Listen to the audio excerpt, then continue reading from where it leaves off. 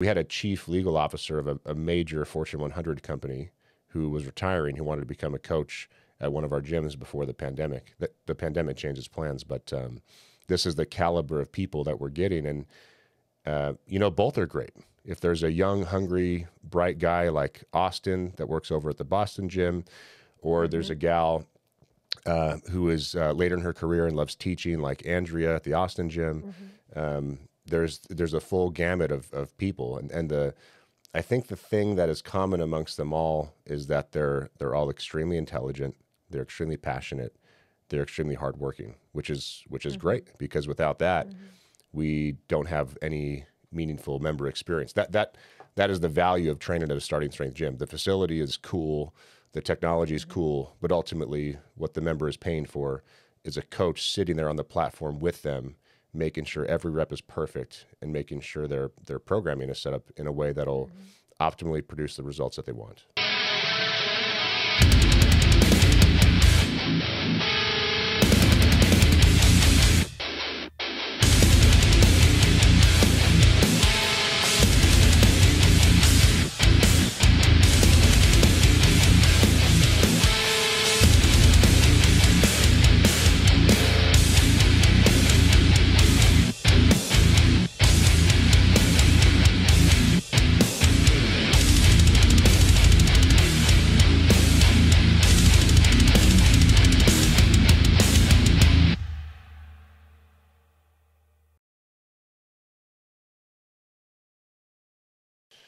Okay, I'm here with Inna Koppel. She's the head of recruiting for Starting Strength Gyms. We're going to talk to you today about getting a coaching job at a Starting Strength gym. So if you're not interested in coaching at a gym sometime now or in the future, this may not be that interesting to you. Inna, thanks for the time. Well, thank you, but I beg to differ. I think we're a lot of fun and we're worth listening to either way. We're disagreeing on our first sentence. All right, we'll see how this goes. Inna, let's start with talking about who a starting strength coach is, or better yet, who an ideal candidate is for a starting strength coach. Can you define that for us? Yeah, an ideal candidate is someone who has had experience with starting strength. They've done the program themselves. They have followed starting strength for a period of time enough to know that this is a worthwhile program, and that's the best way to get strong. It's somebody who feels that they can't live without the barbell in their life, that it's an essential tool to being healthy and fit and strong and emotionally well. It's somebody who started examining the material further, diving deeper into the starting strength material, purchased the books, read Practical Programming, Starting Strength 3rd edition, somebody who is following us on YouTube, and started to become familiar with the coaches, the Starting Strength company, maybe attended a seminar, someone that realizes, you know what, not only do I like doing this myself, but also I'm interested in practicing with my family members and people I care about. Yep. So you've probably had, several hundred people inquire so far about coaching at a gym? Oh yeah, we're well on our way to having 500 people reach out to me about becoming coaches specifically, and also becoming apprentices. What are the commonalities among these people? What are the traits that they share? What stage of life are they in? What kind of stuff like that? So actually, it's interesting to see that people are in different stages of life. We have young people who are in college or graduating and realizing that what they signed up for in college isn't going to produce a job for them, certainly not a career that they're going to value. They know that when they get out, they're going to get a temporary job, just try to make money and then figure it out from there. So I'm speaking to a lot of people who are in physical fitness, who want to be gym teachers, strength coaches, kids in their 20s. And as of recently, and really recently, I mean in the past year, since COVID has displaced so many people from their jobs, the COVID restrictions, I'm getting a lot of people who are 30, 40, 50, and who are looking to make a career change. But what they all have in common is that they have realized something that we all have, is that we had a lot more potential physically, and that the barbell helped them unlock that potential. And since it has, now they realize, maybe I'm capable of bigger things. Maybe I'm capable of going out on my own, and I don't need to work for these places that are, going to be putting these constraints on me. Maybe I'm capable of being on my own as a coach and pursuing a career, and that can really be a job for me, and that can be a full future. And they're super enthusiastic when they see starting strength gyms coming to their cities, because it's kind of solidifies what they believed in. I would think that a lot of people who were personal trainers in the old fitness industry and now maybe out of a job or are dealing with a whole mess of restrictions and rules at their job are probably Yeah. chomping at the bit to make a change. Are you getting any of those people inquiring? Oh, yeah. Yeah. I get a lot of people who are frustrated because they're forced to compromise what they do on the gym floor in exchange for sales. Their people are quitting. They're going to virtual fitness because they lack the skill of barbell training, of really teaching it to people. And so, they've got to sell memberships to people, and the gym wants them on machines, or they're really competing with group fitness classes or an online program because they're not exclusively training strength. And so they're doing the basic things that someone else can get in a boot camp. And so now, they're walking around a gym that's half empty. And every time there's a spike in COVID, people get freaked out and they quit the gym or they take the virtual option. So before, where you were working, one-on-one with someone, now you can stand in front of a Zoom camera and teach to 50 people. And those 50 people are being taken away from, personal trainers, being pulled out of group fitness classes. And so now the gym's not paying you anymore. It's just a complete mess. And people realized, there's nothing really special about me as a personal trainer, right? Fitness instructors can do what I do, and people can purchase Peloton or hang out on some virtual classes, and they don't need to come in. Yep. So I think it's fair to say this then. If you are a personal trainer, if you're in the fitness industry currently and you're finding two things or one of two things or both, number one, you want to be doing stuff that's effective. So, and you found that to be starting strength. You believe that starting strength is the thing that makes the most progress for the most amount of people. And you're not able to spend all of your productive time doing that. Firstly, and then secondly, if you find that, beyond just not being able to coach the stuff that you think is useful, if you can't actually go to work and operate in a way that you think makes sense between restrictions and having to sell memberships and all this other stuff, you may want to check out a coaching job at a starting strength gym. Because that's the way this whole thing was designed, right? So, we saw this problem in the industry. The fitness industry is a sales and marketing industry. It's form over function. It's image based. It exists to sell people things that they don't necessarily need, but has appealed to their emotions. And we are the opposite of that in many ways. And I wrote an article on startingstrength.com called "We Are the Opposite," if you want to check that out. But essentially, in our business at Starting Strength Gyms, when you are a coach at one of our gyms, you are more closely aligned to someone in the professional services industry instead of someone in the fitness industry. So what I mean by that, when you hire an accountant, when you hire a lawyer, when you hire a management consultant, these are people that are paid good money for their skill set, for their knowledge, for their experience. And their main role is to help you solve a problem. And believe it or not, that is fairly rare in the fitness industry. And most people watching this know that to be true, because if I asked you, where would you send your, elderly aunt or grandmother to a fitness facility to make sure they're getting A, something that's useful, and B, that's applied in a way that's not going to hurt them, you don't really have an answer to that question. So that shows you the state of the industry. And so we're trying to change all that.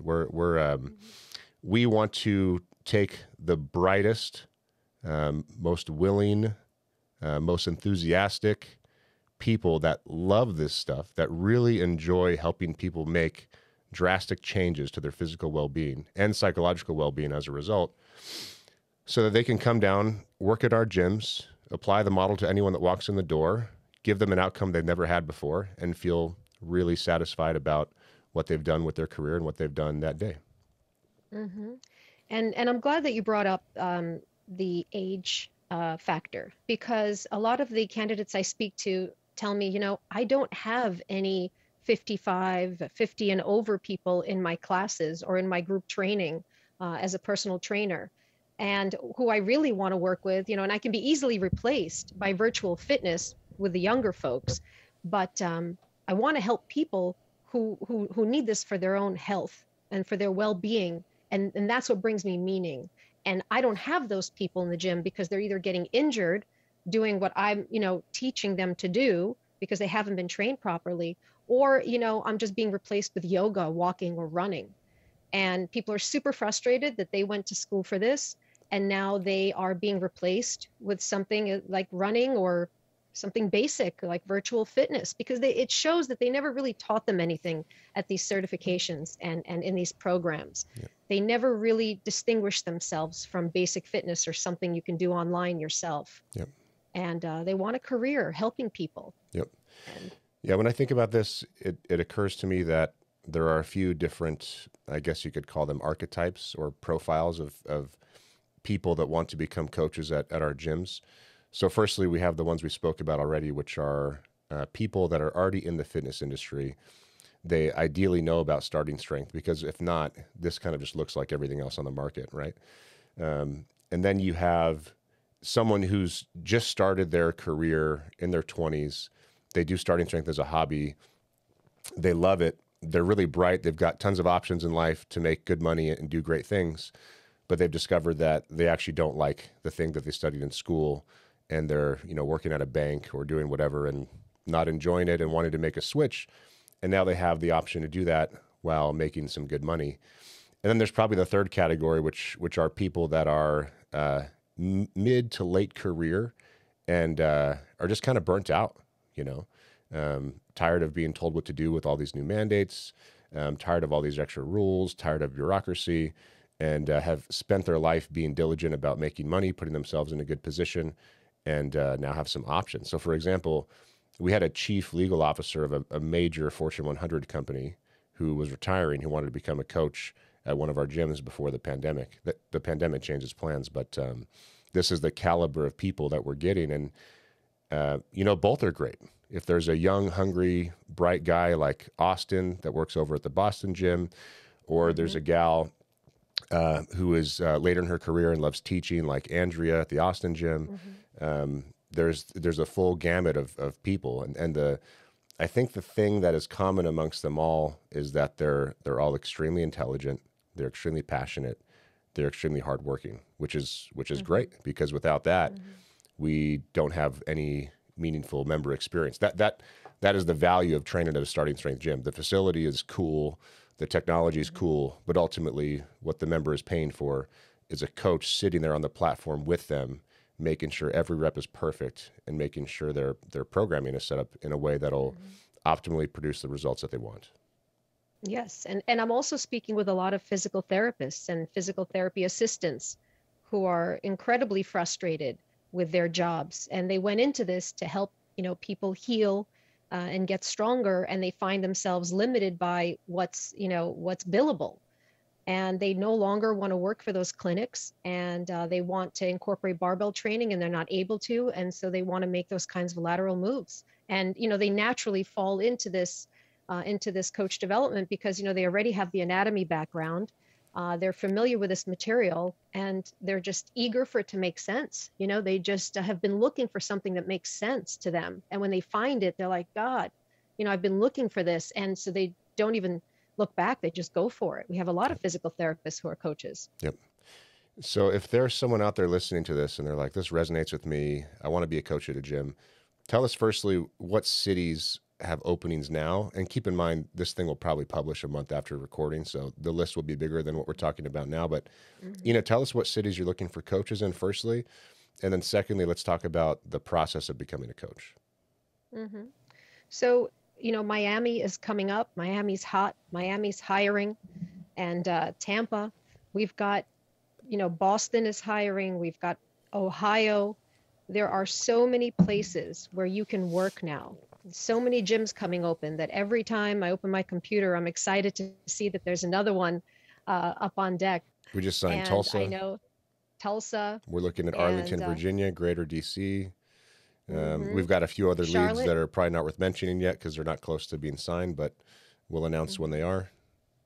Yeah, but our goal is to be in every major city because there's a demand for starting strength. And so people might, and in Texas, we just, in Texas, we have a large amount of openings because Coach Carter will be opening a lot of gyms there. And Atlanta, Are we at we're 7 looking gyms to in fill. Texas? 3 in Yeah. DFW, San Antonio, 2 in the Houston area, and Austin. So we're at 7. And I know Mm-hmm. Brent wants to do 10 plus in DFW, so that'll grow. Mm-hmm. Yeah. Lots of openings there, and Atlanta's coming up too. Mm-hmm. Yep, Atlanta. So there's a lot of opportunity. And I tell everyone there's never been a better time to become a coach than right now. Basically, just let Ina know where you want to go. And we Right. either have something or there likely will be something in the not too distant Mm-hmm. future. By the way, before we Mm-hmm. get into how to become a coach, I do want to mention that one other demographic that is a really, really good fit for this um, are those that have just left the military or are planning to leave the military because of all of Mm-hmm. the military benefits you're able to get through the programs that John Miller SSC has been setting up. So if you are looking to take advantage of your military benefits and you're a huge starting strength fan and you're bright, like our buddy Jacob Pierce, who's going to be coaching at Tampa, then get in touch with Ina. Yes, yes, indeed. I've been speaking with a lot of veterans. Awesome. Ina, tell us about how to become a coach. So let's say I worked at Gold's. Gold's filed for bankruptcy. My location closed down. I've been trying to make ends meet. I'm bright. I've read the books. I've done the program. I love starting strength. What is the next step to becoming a coach at a gym? So the next step is you have to do the program yourself. So you have to read the books and look at the videos of how to squat, how to deadlift, how to do the movements, and then start training. Put yourself on the LP, on the novice linear progression. Get yourself strong, maximize your results. Try to get in front of a starting strength coach for form checks, right? And tend to your own training and your own development as a trainee. Get strong, and then start to Let, practice let me coaching other people. let me pause you at getting strong. There's a really good reason for that, and that is because this is not about the theory. The theory is important, but what's more important is the practice. So Mm-hmm. you cannot help people get stronger doing something you've never done before. You can't Mm-hmm. help an intermediate lifter if you've never been an intermediate lifter, or at least not very effectively. And also, you need to be able to walk the walk, right? You Mm-hmm. you uh, you need to know what it's like to put a bunch of weight on your back, have the Mm-hmm. fear of God in your heart, not knowing if you can Mm-hmm. stand back up or not once you sit down. Mm-hmm. You need to have gone through that process so you can take your learnings and distill them into your coaching practice. So this Yes. is not one of those things where you can understand the theory and then tell people how to do the theory. This is one of those things where you need to become an expert via the experience Yes. and then convey that to the people that you're trying to help improve the quality of their lives. Correct. I actually spoke with a candidate this morning that asked me, do I have to become an intermediate trainee? Can I apply before that? I said, listen, it's good to get on my radar when you're running your LP, but how are you going to sign up for a prep course and or teach someone the power clean when you haven't done it yourself because you haven't gotten to that phase of the program? And I said, this is really an applied science. And the way that you internalize this theory is by experiencing it. And before you put this upon someone else, you have to have gone through this process and at least experience some of the ups and downs in this before you can be responsible with somebody else. Um, and, people understand. And I think it's a great weaning process, honestly. I can tell by people's numbers. And of course, when your form isn't perfect and you haven't seen a coach, that can limit what you're doing. But, I can tell by some people's numbers that they're staying comfortable and they haven't really tried, and I'll ask them, and then they'll tell me the usual excuses, and I'll let them know that you really could benefit from getting in front of a coach, getting some mentoring from a coach, and run your LP and get into that intermediate phase and see what 5x5 teaches you. Starting strength Um, is a wonderful filtering process because mhm, at the franchise company, one of our biggest issues is that our vendors don't have the same quality standards that we do. But every single person on this growing team is a diehard and really tries their best and really gives a shit about the quality of their work. And the only people we've had trouble with on the internal team, because we have to hire for skill sets that aren't common, which means the likelihood of them having gone through the program is low. These are the people that are the least committed, and these are the people that don't have the same traits as those that have gone through the very difficult process of becoming much stronger than you were. And further, if you have not gone through the novice linear progression, if you haven't actually done starting strength, you don't truly know what you're getting into. You don't know mhm, how profound the results are. So you can't possibly be fully bought in. So if you don't put in the mhm. effort to go through the program, you're not bought in, and you actually can't be because you haven't experienced what you have to experience to understand what this program is all about. And you've got to have some grit, and that's what this is going to help you uncover, whether you've got the guts for this or not. When you put a heavy bar in your back and your day isn't going perfectly well and you miss a rep, but then you come back and get it, that will teach you something about yourself. Or if you have to grind out a heavy set of five, but on the second rep, you're thinking, there's no way I'm going to get all five. That does a lot to Yeah. teach you about what you're capable of. And you've got to have grit to be a coach, to go through this experience, to work with us, and to help trainees through it. You can't wimp out on yourself. You will wimp out on your trainees and deprive them of an opportunity to see what they're really made of. And if you think about it, that makes perfect sense. You know, before you start teaching jujitsu, it's probably good if you learn jujitsu yourself. Hmm. You can read books, you can learn the theory and try to tell people what to do based on your theoretical understanding, but without Hmm. the experience, it's just not going to be the same. So, Same thing with playing piano. whatever technical skill, physical skill you want to learn, it the Hmm. same thing applies. Exactly. So let's talk about what happens next. So they've gone through the program, they've read the books, they've demonstrated diligence. What happens after that? Hmm. And then they start coaching other people. And I tell everyone it's really good for you to coach more than just your family members. Try to recruit some people. How much stamina do you have for getting some customers, right? Take responsibility by charging for the service, not just free, so that you have to be responsible to these people. I want to see them coach a few people, more than two or three of their family members, and get these people through their LP. See if you like the skill of coaching. See if you like the interaction between you and your trainee. Can you stand for hours at a time and feel invested and pay attention to someone who's, might be your fourth client of the day, and they're coming to you with all of their problems, and you've got to turn them around and get them focused on uh, training, and get them focused not just on training, but on working hard. Are you satisfied with that kind of work? Do you have the patience for it? Does it make you excited? I always tell people that's the next step. And, coaching mom is not enough unless she's really working that LP.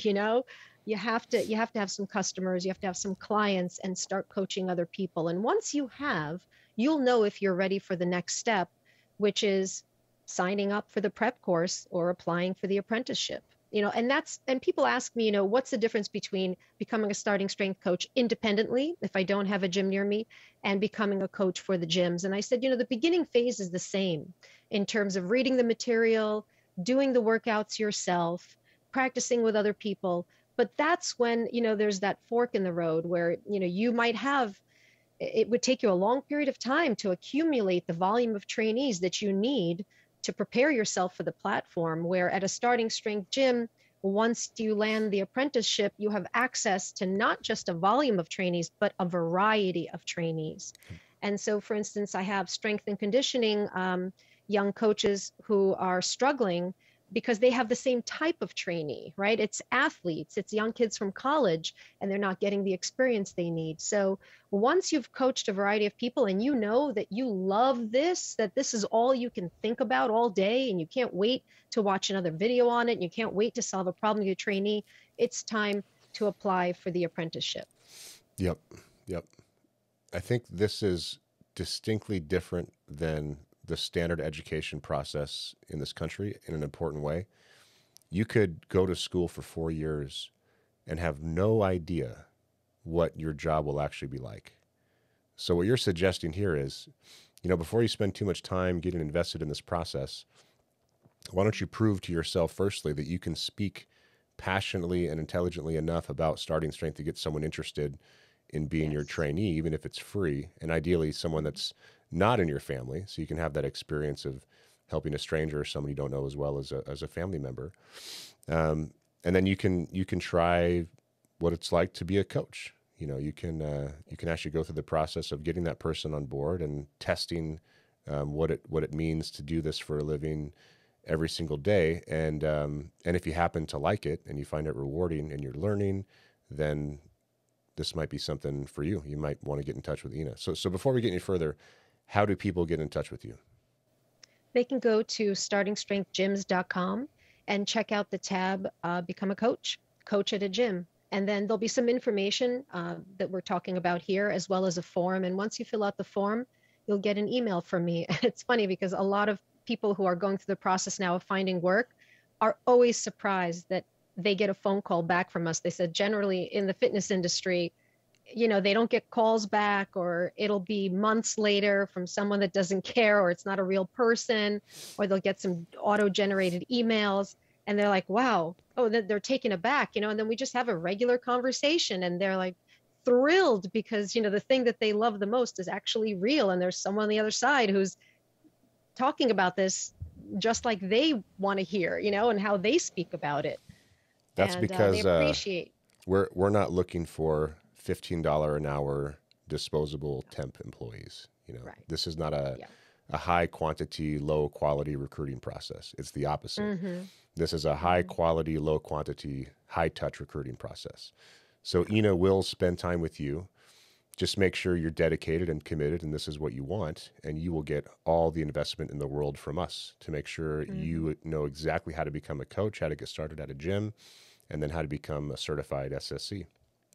You get a lot of support. It's far cry from how things started and what we had to do, 10 years ago without the YouTube channel, without this streamlined process, without the online prep course.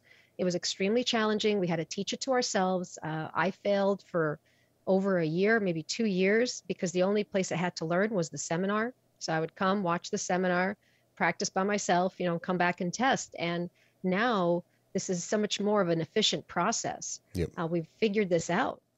It was tough And for we me have, too. We've all been through the same thing, yeah, right? When we were doing yeah. this, it was just figure it out.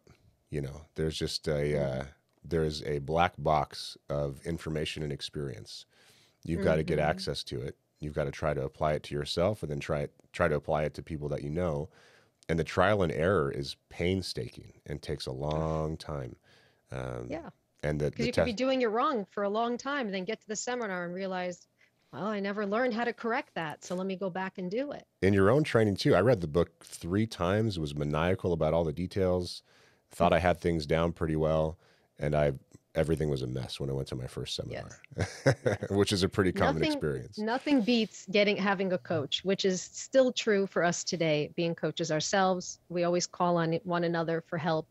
And I also tell people who are, on the fence about it, you should go to a starting strength event like a training camp, a squat or deadlift camp that are being held, not just in the gyms, but at affiliate gyms, and also attend a seminar as a regular attendee, not to opt in, but just simply to experience, what this is all about. What I love about the seminar is that it gives you the big picture of what starting strength is and what would be expected of you. So not only do you get to, hear the lectures and get a picture of what the prep course expectations would be, but you also get to be on the platform with, our starting strength coaches who are also gym owners, some of them. And you'll get a lot of feedback there on your own lifting and then also on your ability to deliver cues to someone else. And I think that that's a great place to go to network and to ask questions and to experience both the educational component of this as well as the practical coaching component. You'll learn that coaching is indispensable and crucial, no matter how experienced a lifter is. And the perfect example of this is when Stan Efferding went to the San Diego seminar. And Stan is a humble guy that enjoys the learning process, which is why he's where he is in life. But he had issues to fix on his squat. You know, Nick Delgadillo fixed his knee slide. So you will learn exactly why coaching is so important and so valuable, which means that you'll learn why this is a real career where you can make real money. I mean, our highest paid coaches in the program that have been doing this for a long time are making upwards of $85,000 a year for a 35 hour per week job. Now, are you going to make that immediately when you become an SSC? Of course not, because this is a meritocracy, and it's all based on your experience and your skill level. So, you know, what happens? What happens once the prospect does the program, finds people to coach, and then gets in touch with you? So once we're in touch, we kind of do a little bit of, kind of career development. We talk about what the next steps would be for them. I just have a general conversation, talk about their experience, how they came to this, what their interests are. Some of them ask me about programming with their clients. Some are just enthusiastic about coming to meet Rip, and they're enthusiastic about the gyms. And I just listen to them tell their story. And I think that they feel very good to hear that someone on the other end has had a similar experience. And so once we've chatted, and I really just ask them, like, are you ready? Here's what you will be expected to do. I know you're into this, but now do you have the time in your life for the following, right? If you achieve the apprenticeship, you will be expected to, follow 4 groups a week, right? These are 90-minute sessions. So you'll have to show up at least 4 times to the gym. You'll have to also show up for your own training.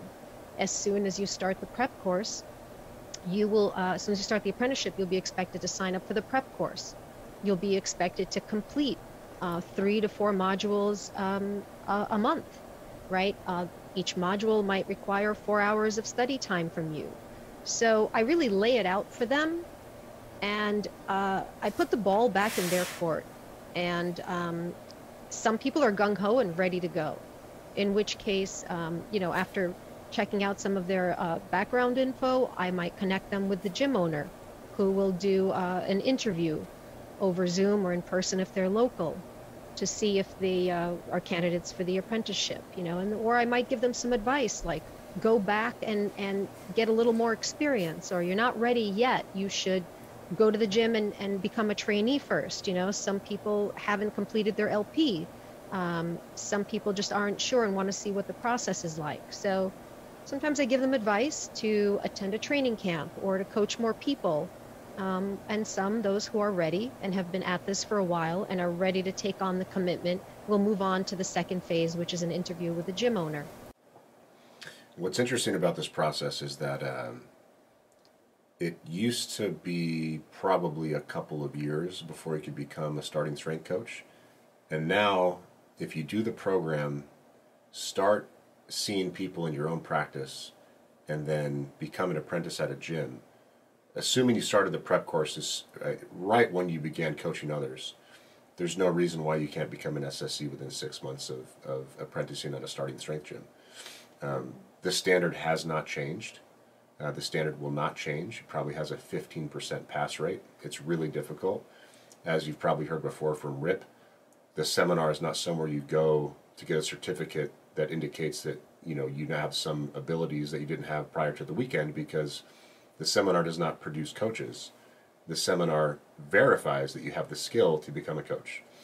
Mm-hmm. And the way that this is fast-tracked is when you're at a starting strength gym and the sessions are 6, 7, 8 people deep, and you're seeing a starting strength coach correct these people in real time and program for these people, the number of questions that are answered that you previously had to wait to get answered is so much higher, and the pace of that learning and that iteration is so much faster.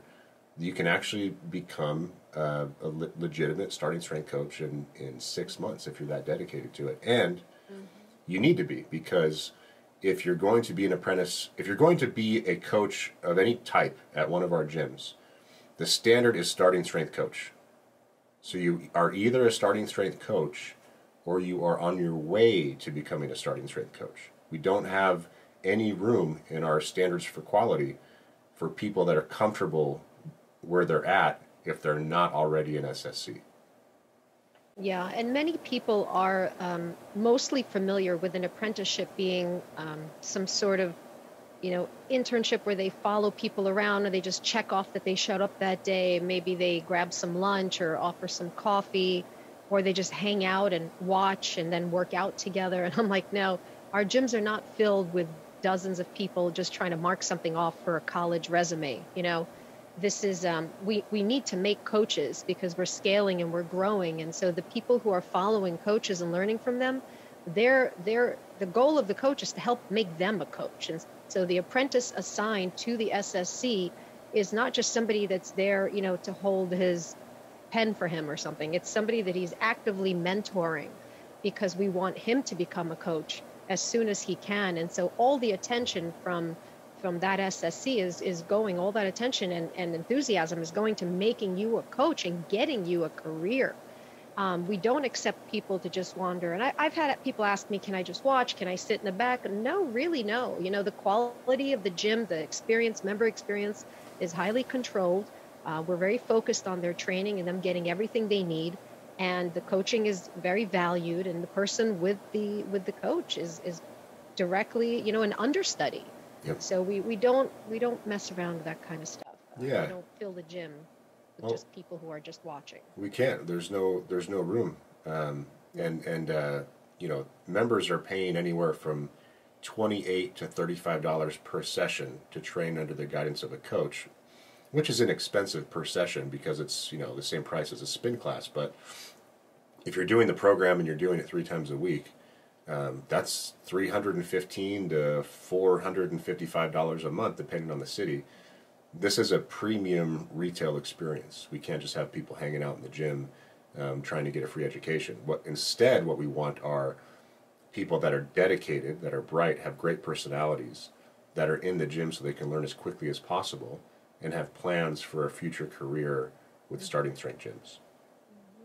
You really have to really understand the gravity of what you're taking on.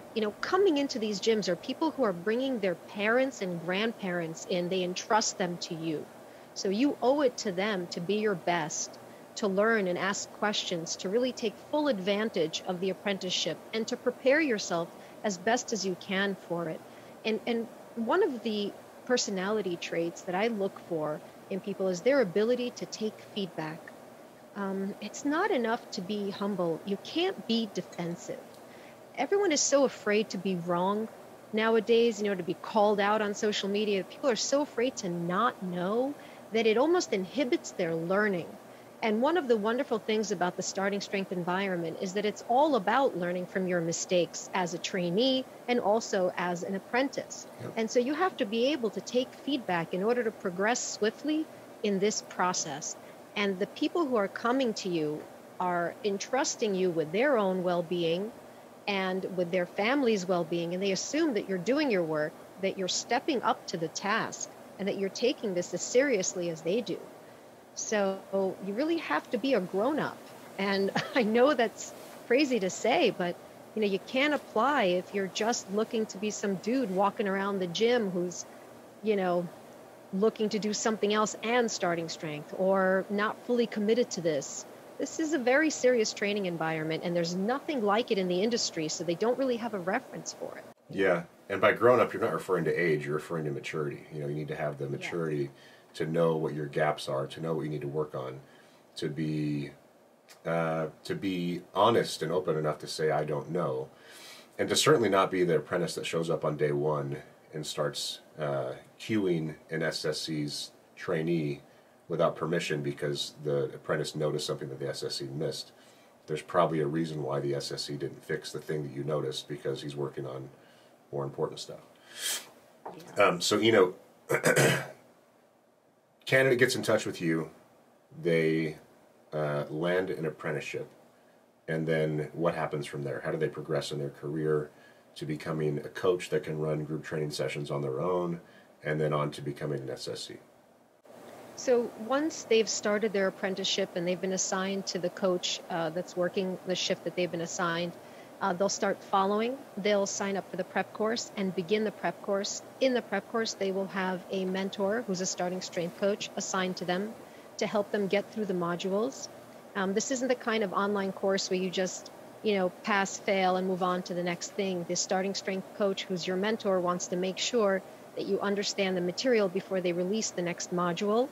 You'll be participating in a online school, a Slack school, where there's different channels for different lifts and programming and injury, and also for socialization.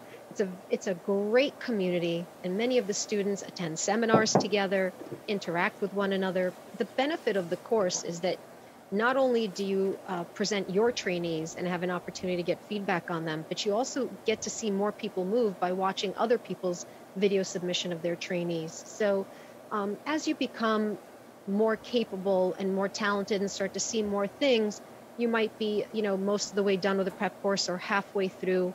And if you've gotten a lot of hours on the gym floor and you've done your due diligence, you might be ready to test out on the platform at a starting strength seminar. And that's where you opt in to be reviewed as a coach. So, there are people who attend the seminar just for their own knowledge and they don't have plans to be a coach. But those who do will opt in and get feedback on their coaching ability and the way they're applying cues.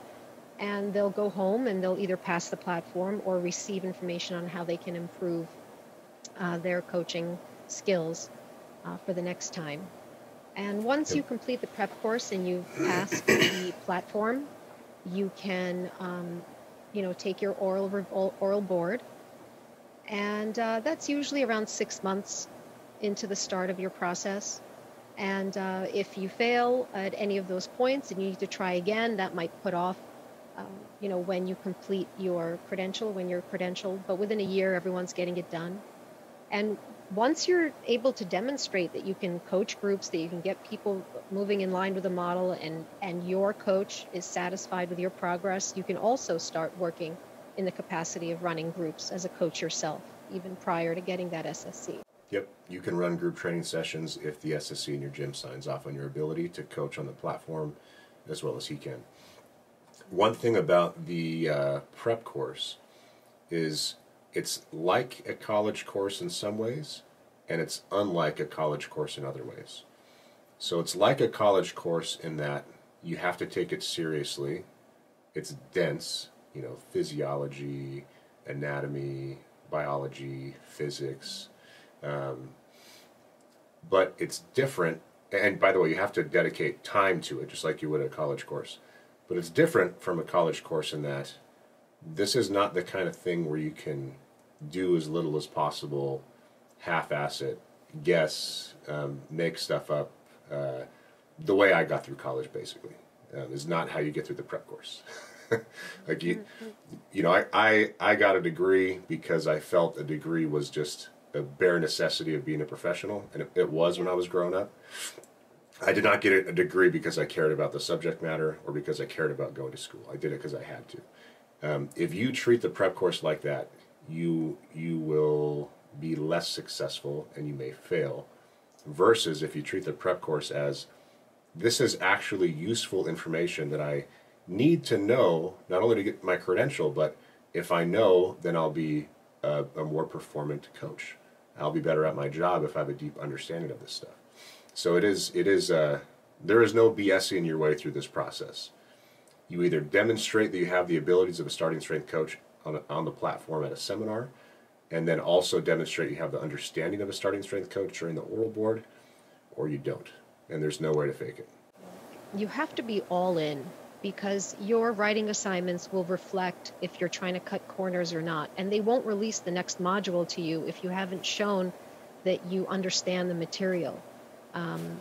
You really have to be committed to this, and this has to be something that you're driving towards to get done right now. This is for people who are certain that they want a career in coaching, and they're just thrilled that there's an opportunity in front of them. And now this is the process to it, right? You have everything in front of you now. You have a coach who's invested in you.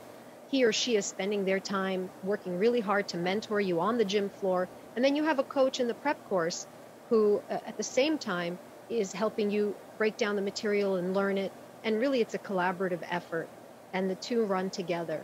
And if you're serious about this, you'll get the most out of it. And if you cut corners, you'll just drag your feet, and you'll no longer be an acceptable candidate. Yep. Yep. A few things worth mentioning. So as you're going through this process, your head coach at your gym will be assisting you in going through the process of learning what you need to know to be a successful coach and to get your credential, which are the same thing, of course. So that's worth mentioning. The other thing worth mentioning is that Andrew Lewis, SSC, is the person on our team that supports the head coaches through that process. So before you get an apprenticeship at a gym, Inna is your main point of contact, and then once you start, Inna is still there to support you. She's going to be keeping an eye on your career and where you want to go and how you're progressing. But Andrew will be helping you via your head coach get through the process successfully. And then when it comes time to get promoted, move to the next level, expand to a gym that the gym owner is opening as a second or third location, that will happen internally. Or if you become a starting strength coach and are looking to move after you get sign off from the gym owner, of course, you can get in touch with Inna and she can help you figure out what the next step is from there. And Andrew and I work together on each candidate. So, for instance, I was at the weekend seminar, and I'm observing all of our candidates testing out. And one of them wasn't able to pass the platform because he didn't have enough experience coaching, and that's fine. I give Andrew a call. I let him know what this person needs. He immediately gets on the call with the candidate and the gym owner if he's involved, and they start to make a plan for this candidate to succeed next time. So you really have these guidance counselors around you who are invested in you. We're invested in you. We know what's happening in your life. We know how your training is going. We stay in touch, and we'll get you the support that you need to be successful. And all you have to do is just take that next step and do what's being suggested that you do. You have to really give a shit. When I give new franchise owners training on how to hire people and some management tips, one of the main messages I have is you should be looking for people with both the skill and the will. The skill doesn't necessarily have to be skill coaching, because that can be learned. It can just be skill interacting with people, because that's really important. You can be the best coach in the world, and if you're shit at interacting with people, you're probably not a good fit for working at one of our gyms, unless you're Mark Ripito, because then you've got the book and everyone knows you. But without that notoriety, you have to be friendly. Rip is a one in a million. Right, so. Right. Yes, but I was also, I didn't go to school to study sciences, and I was a social worker, and I was good with people, and learning all of the physics and science and anatomy was difficult for me. What made it easier was that it's applied to movement, and I was good at observing movement, and I was in fitness, and the only reason that I didn't quit is because I just don't quit. So I have, whether it's good or bad, I'm stubborn, but I also didn't let failing get to me. Sure, it frustrated me when I failed, but I realized if I was honest with myself, it was because I didn't study the material enough, or I didn't ask for help when I didn't understand it. But I had the desire to do this. It meant something to me, and I realized that I was going to have to change as a person, and I was going to have to get over myself in order to really benefit from this. And so you have to be comfortable making mistakes, and you have to have the desire for this. Like Ray says, you really have to be all in. And if you can, and if you can just get through this process, and if you can grow from it and learn as personally, you will have a dream job. This is a dream job. I tell people, like, almost 10 years later, and I'm still involved in starting strength. And that's because I love it, and I see it impact people's lives. Before, it was helping my clients get better and grandparents get stronger. And it's very satisfying when people come to you and say, you've changed my life. But now it's on a bigger scale. Now, we're helping the gyms grow, and we're bringing starting strength to all of these communities. And you become part of this, this beautiful process that is bringing people the ability to have a job doing what they love, bringing people the ability to train in a facility that's designed around starting strength. You're part of something bigger, this big ecosystem of people who give a damn. people who are honest and invested, and people who are always working on themselves. And the teammanship here is like nothing else. When I speak to people from the military, they said that what stands out to them is that Starting Strength is like a brotherhood, and they miss being part of a brotherhood. And that's the first thing that attracts them to it. And that's exactly what we are. Yeah, the one thread that is woven between all the people involved in this thing is the will. So I mentioned skill and will. Will is what you said. It's not being able to quit. It's never quitting. And you demonstrate that when you're going through your LP. You demonstrate that when you have to find your own people to coach. You demonstrate that when you go to the seminar and maybe don't pass, right? If you don't pass and you give up, then you don't have the level of will. You don't want this enough. So if you want it badly and you have the intellect and you have the personality, then that's the trifecta that we're looking for. Mm-hmm. Back to your point about this being a hell of a job, Inna, just to give more detail on what Inna means by that. We have SSCs at gyms that work Monday through Friday, 4:15 p.m. to 8:45 p.m. And then maybe they come in on a Saturday for coach development, whatever the schedule's like. But that's essentially their schedule, right? They don't show up and have to sit down at a sales desk and push promotions. They don't have to bring a bunch of equipment, do a bunch of prep. They walk into the gym, and they are valued. They're there for their capability, for their experience and their intellect and their ability to communicate to lifters. They go around the room. They help people get perfect form in line with the model up to their personal capability. When their trainees are finishing up, they map out their programming for them in our digital logbook app. And then the next group comes in. 3 groups back to back to back, and then you go home. That's a pretty damn good job. And it's also a good feeling to know that the business centers around you. You are extremely valuable to our business. And that's not always the case when you're a personal trainer in a Globo gym, right? You can be replaced. If you're a fitness instructor and you have a big following, you can be replaced now, right? And nothing is stable. But Starting Strength coach is the most important component to our business. And the gym is designed around your ability to coach, and it's designed around the ability of the trainees to have an effective training experience. And so you're in a position where you will be respected, where your job is valued, you're valued as a person, and you're doing important work. And that's quite gratifying for people who are coming from an industry that really hasn't been very interested in them and uses them just as a sales tool. It's kind of interesting. You had me thinking that the industry is very focused on image, as we talked about at the beginning of this podcast. And much of the industry hires based on how genetically gifted you are. We don't care if you're pretty. we all have our different level of genetic potential. And what we care about is that you've gone through the process to maximize yours, whatever that is, right? So we're not interested in the trick of hiring a college kid that looks great because they're 22 and they were born with good genetics, and then they can use that to demonstrate to people, hey, if you just do these silly things that don't actually work, you might look like me. That's not the game we're playing. Well, I've actually had candidates who have applied and said, like, listen, because I found Starting Strength, I've finally been able to lose weight, heal my injuries. And, I might not look the part now, but I'm in the process of, running these programs, and I'm working with a nutrition coach, and, and I'm like, hey, man, it's cool. Like, this is what we're here for. And so you might not be at your optimal fitness level when you're applying, but by the end, you'll be fit and strong, and you'll be where you want to be, because this process, if you take advantage of it, will get you strong and will change your physique. And Starting Strength has always been about performance.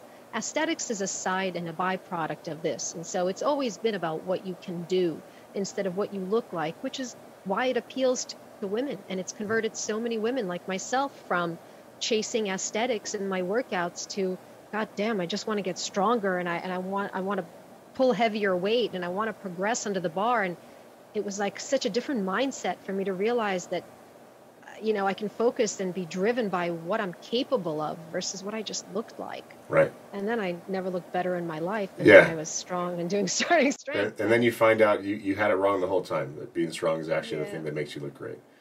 Yeah. Yeah, I mean, I'm up, as most people watching know, if you've watched stuff with me in the past, I'm up 85 pounds of body weight. I weigh about 245 and started this at about 168.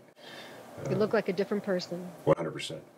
Yeah. So, let's wrap up. I want to just make one more point. Think about any other points you want to make, and then we'll close. I want to go back to the apprenticeship process. So if you are a professional with a useful skill set that can be applied to these gyms in some way, then that's important to mention to Ina when you're applying for an apprenticeship, because each gym handles apprenticeships differently in the way that hours are managed and the way pay is managed. But if you can come in as an apprentice who can also add value to the gym, so maybe you've got a great personality, you're awesome working with people, you know how to do consultative selling, not pushy selling, just trying to solve problems for people. You can be the person that helps out at the open house. If you've got an operations background, you can help with gym ops. If you've got a marketing background, you can help with marketing. So gym owners are looking for more skills to round out their own skill sets than just coaching. Coaching is obviously the most important thing, but I mention that because if you have more you can bring to the table, make sure you mention that to Ina, because that might be a second aspect of your job that will make the transition smoother for you. Yeah, that's a good point, because a lot of the gym owners are looking for specific things. Some have big expansion plans and are looking for people who can help them with operations. And some are looking for people who can work with an older demographic. So if you're a physical therapist or you have a PT background, that's great to mention. Some are looking for help with sales. And if you come from a sales background and you're good at working with people, they might invite you into these open houses and give you these opportunities. Some people are teachers. And some of these gym owners are looking for people who can run these training camps for them. And so, all of the things that you come with are valuable to us, and they can help you distinguish yourself from other candidates. Yep. I just want to make one last point about sales. So it's called sales, although I don't like that word. It's called sales because that's what it actually is, right? Having a member come in to check out the gym and then signing them up. But we explicitly do not allow for direct closing, for example. We're not asking you to push anything on anyone. And if you're just a coach and you're not doing open houses, this isn't even part of your job, because the industry has made me that allergic. Like you can watch the Family Guy clip where Stewie goes into a gym and the guy just like, okay, maybe you came on a little strong, I think is what Stewie says. So we're not actually trying to push anything on anyone. We're here. We offer a valuable service. It helps every single person that applies it correctly.